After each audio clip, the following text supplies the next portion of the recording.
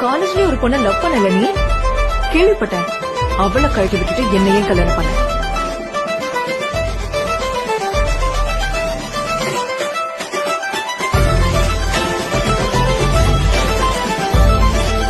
முடிச்சிருக்கான்னு தெரியல.